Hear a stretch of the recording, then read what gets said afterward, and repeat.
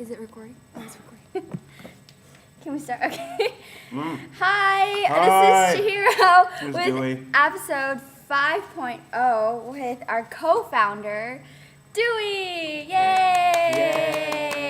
So, first off, could you introduce yourself, your name, like who you are, what you did in Theater Rice, and what major were you while you were at Berkeley? Sure. Well, my name is Dewey Nguyen, and with Michael Chang, I co-founded Theater Rice, which was about 12 years ago. and since I've been back as a workshop director, I'm also the artistic director of AATC, so I continued my theatrical career. What do? I'm a high school English teacher, and my major while I was in Berkeley was I was an English major and a psych major and a minor in theater. So I did all sorts of impractical artsy-fartsy stuff that would not make money. But I'm okay now, I'm getting my first place in San Francisco, so I'm really happy about that. Come to my housewarming party, okay? Does AATC stand for Asian American Theater Company? Yes, it does indeed, Chihiro. Asian American Theater Company at www.asianamericantheatercompany.org. Check it. Check it. So kind of moving on to our next question. So why did you decide to create this group? This is this is actually written on the website, but I thought it would be really nice to actually hear from our father. So. My father. That means all I have very good-looking children. You haven't noticed, Mama Dewey was quite an attractive, sexy gal. We're active because I've had hundreds of kids. Back to the question. What was it? Why? Oh, yes. Well, so it made sense. Yeah. It simply made sense because during our time there was no Asian American theater. There was also few Asian Americans on TV. Period. There's been a huge explosion. I think an Asian actor, whether male or female, has a good shot of doing well. Because in the last 10, 12 years, there's been a huge increase in it.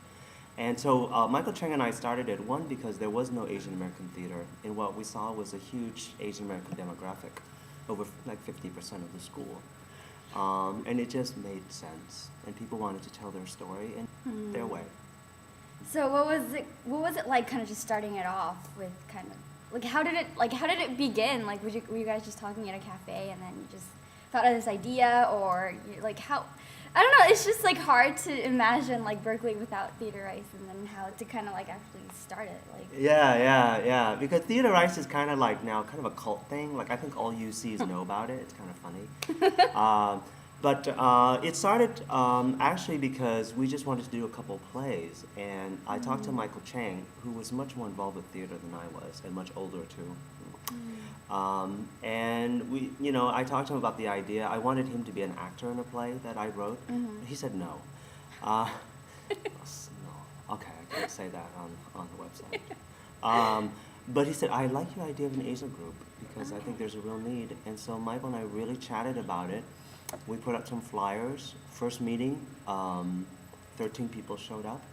Yeah. And yeah. And the first show, not many people came. There was only 40 people. Where was it? It was in Dwinell Hall, same place. Wow. Yeah. So that was real scary because that wasn't a theater space. But we rented lights and everything, But then it's so funny, Thursday, so we thought, well, nobody's gonna like this. But then Friday, it was a packed house because word got out that quickly. Did you write the comedy? Now we call it comedy troupe, but at the time, did you just write it yourself, or did you actually find a piece that was pre-written, or what was the show the first show like? Okay, the first show was kind of like a variety show, and it was a mix of dance, and there was a short play that was written, and we were going to do another short play comedy, but the actors who were involved in it just didn't feel it. And so they said, we prefer doing our own sketches. Okay. And that was Michael Chang helmed that. He and Kento, who was another big founder, changed it into a comedy troupe. And that was enormously successful, very successful. And that became the heart of Theater Rice. What year were you when you started Theater Rice? I was a junior. Wow. So, yeah.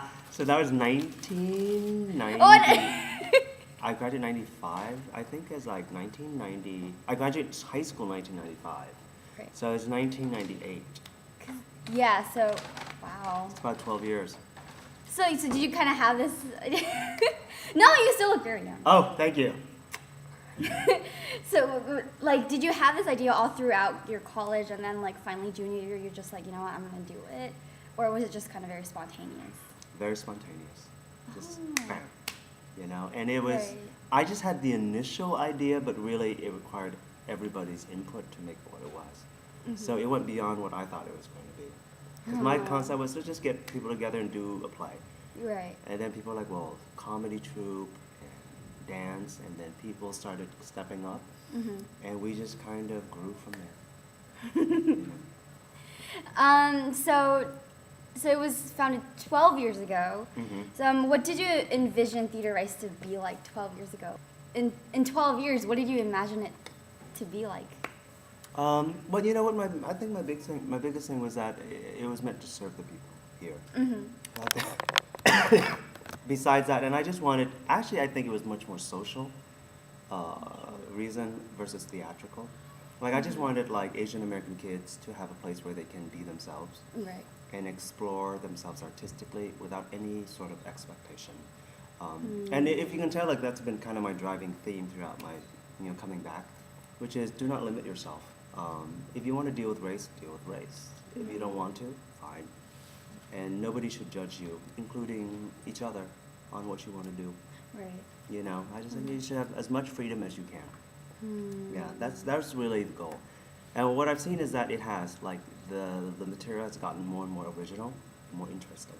Right. Yeah. Did you imagine yourself like after like 12 years and then coming back to like the shows? Like, did you ever think about that, or did you? Yeah, no, I didn't. But you know what? I tend to be somebody who maintains. I just felt it was kind of like, I just felt I don't know, like a place here, and I just love coming back, like doing these workshops, and seeing where you guys are at, and seeing where you guys go. I feel like an uncle. Uncle Dewey. Uncle Dewey? The creepy uncle. No, not the creepy. I have like Yeah. all the different Theater Rice shirts, which I'm wearing here. Is I this a have- Theater Rice shirt? This Oh, is a it Theater Rice is. shirt. This is like 5 years ago. Oh my. I have the Transformer one that was 7 years ago. I have a. 7 I have years not. I need my update on Theater Rice shirts. Just so Did know. you have the green one with the bear? I don't have that one.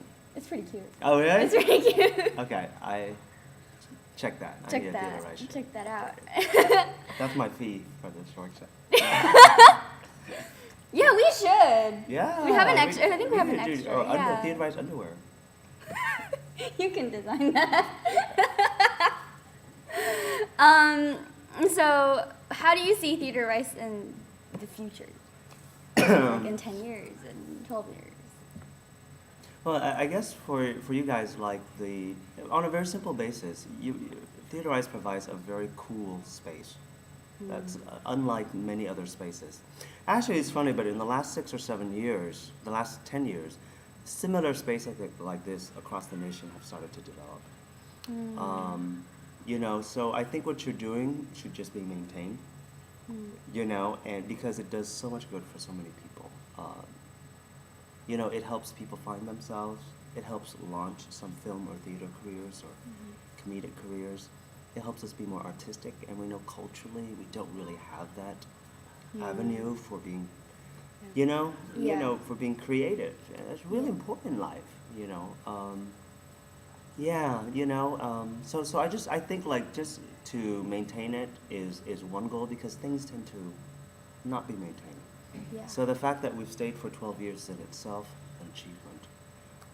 So don't, I would say just don't underestimate that, and reinvigorate yourself with that accomplishment every year. But beyond that, I could see Theater Rice kind of getting more into like, professional theater, which some Theater Ricers have done by going into the city and working with different companies. Yeah. Some have gone down to Los Angeles and established careers there. Oh, I didn't know that. Yeah. Oh. Yeah. I heard that the other co-founder, Michael, was in like an episode of How I Met Your Mother. He's in a lot. He was in Wendy Wu Warrior. He was in Xerox. Wow. He was pretty getting a name for himself. Wow. You know.